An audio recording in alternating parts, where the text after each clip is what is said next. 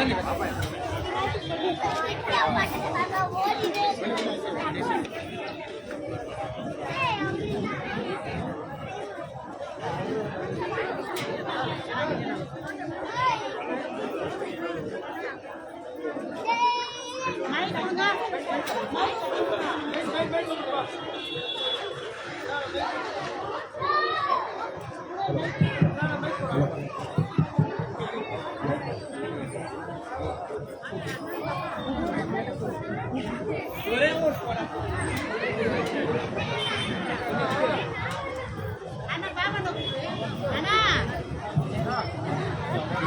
கட்சியால் பெரியவர்களே, தாய்மார்களே, எனது அன்பு தமிழ் சொந்தங்களே, உங்கள் அனைவருக்கும் என்னுடைய பணியார்ந்த வணக்கத்தை தெரிவித்துக் கொள்கிறேன். ஹலோ ஹலோ ஹலோ சவுண்ட் எவ்வளோதானா? சவுண்ட் எவ்வளோதானா? ஹலோ ஹலோ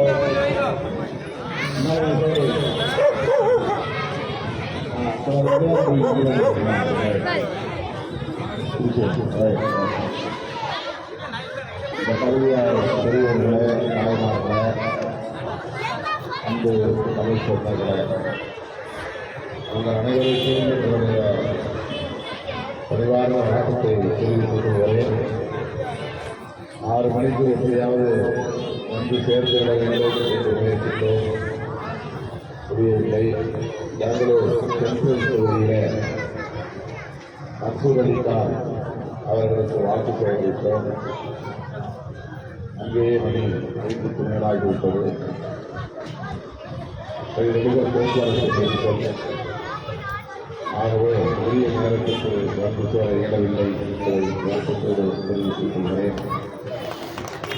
புரட்சியாளர் அம்பேத்கர் அவர்கள் அரும்பாடுபட்டு 3 ஆண்டுகள் கடுமையாக உழைத்து இந்த நாட்டுக்கொன்று ஒரு தலையாய சட்டத்தை இயற்றினார். அந்த சட்டம்தான் கான்ஸ்டிடியூஷன் என்று சொல்லப்படுகிற அரசமைப்பு சட்டமாகும்.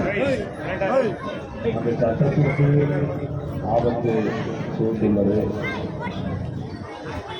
அந்த சட்டத்தில் சொல்லப்பட்டிருக்கிற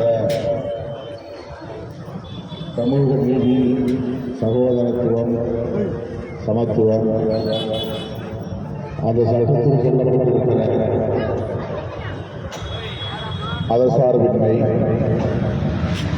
ஜனநாயகம் போன்ற அனைத்துக்கும் எதிரான கொள்கைகளை கொண்ட ஒரு கட்சிதான் பாரதிய ஜனதா கட்சி. அந்த கட்சி 10 ஆண்டுகள் இந்த நாட்டை ஆண்டது போதும். அவர்கள் மீண்டும் ஆட்சிக்கு வந்தால் அம்பேத்கர் எழுதிய அரசமைப்பு சட்டத்தையே தூக்கி எறிந்து விடுவார்கள். அவர்கள் புதிய அரசியல் சட்டத்தை எழுதுவதற்கு ஏற்கனவே தயாராகிவிட்டார்கள். இதை நன்கு உணர்ந்து அரசமைப்பு சட்டத்தை பாதுகாப்போம் என்று இந்தியா முழுவதும் உரத்து பேசி வருவதால் காங்கிரஸ் தலைவர் ராகுல் காந்தி அவர்கள், அதனால்தான் ராகுல் காந்தி அவர்கள் கன்னியாகுமரியிலிருந்து காஷ்மீர் வரையில், தெற்கிலிருந்து வடக்கு வரையில் பல்லாயிரக்கணக்கான கிலோமீட்டர் நடந்தே போனார். பிறகு கிழக்கிலிருந்து மேற்கே மணிப்பூரில் தொடங்கி புரட்சியாளர் அம்பேத்கர் பிறந்த மண்ணான மகாராஷ்டிராவிலே வந்து முடித்தார். இந்த பயணத்தை எதற்காக நடத்தினார்? என்னை பிரதமராக்குங்கள் என்று கூறுவதற்கா? இல்லை. காங்கிரஸ் கட்சியை ஆட்சியிலே அமர்த்துங்கள் என்று கோரிக்கை வைப்பதற்கா? இல்லை. இந்திய அரசமைப்பு சட்டத்திற்கு ஆபத்து, நாட்டின் ஒற்றுமைக்கு ஆபத்து, மக்களுக்கு இடையிலே இருக்கிற நல்லிணக்கத்திற்கு ஆபத்து. எனவே நாட்டையும் மக்களையும் காப்பாற்றுவோம், அரசமைப்பு சட்டத்தையும் ஜனநாயகத்தையும் காப்பாற்றுவோம் என்ற உயர்ந்த நோக்கத்தின் அடிப்படையில் தான் ராகுல் காந்தி அவர்கள் இந்த மாபெரும் நடைபயணத்தை நெடும் பயணத்தை மேற்கொண்டார். அதனால்தான் நான் காங்கிரஸ் தலைமையிலான இந்தியா கூட்டணியில் இடம்பெற்று ராகுல் காந்தியின் கருத்தை வலுப்படுத்துங்கள் என்று தொடர்ந்து பேசி வருகிறேன். தமிழ்நாட்டில் மட்டுமில்லாமல் கர்நாடகாவிலும் ராகுல் காந்தியின் கருத்தை வலுப்படுத்துங்கள் என்று நான் கேட்டுக்கொள்வதற்காகத்தான் உங்களை தேடி வந்திருக்கிறேன், நாடி வந்திருக்கிறேன். இந்த தொகுதியில் ஏற்கனவே நீங்கள் வாக்களித்து வெற்றி பெற வைத்த டி.கே. சுரேஷ் அவர்கள் என்னோடு சில ஆண்டுகளாக அறிமுகமானவர். எனக்கு கடந்த சட்டமன்ற தேர்தலில் நன்கு அறிமுகமானால் அவரும் நானும் லோக்சபாவில் உறுப்பினர்களாக இருக்கிறோம்.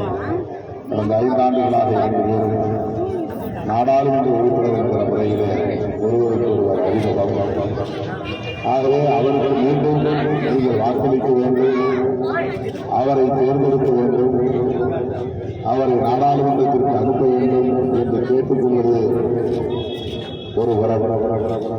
அதே வேளையில் ராகுல் காந்தியின் தரத்தை வலுப்படுத்துங்கள், அதற்கு கை சின்னத்திலே வாக்களியுங்கள்.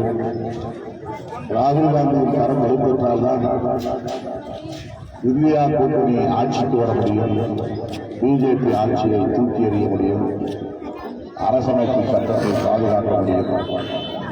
எனவே டி.கே. சுரேஷ் அவர்களை ஆதரியுங்கள் என்று கேட்டுக்கொள்வது ஒரு உறவு, அரசமைப்பு சட்டத்தை காப்பாற்றுங்கள் என்று கேட்டுக்கொள்வது இன்னொரு உறவு.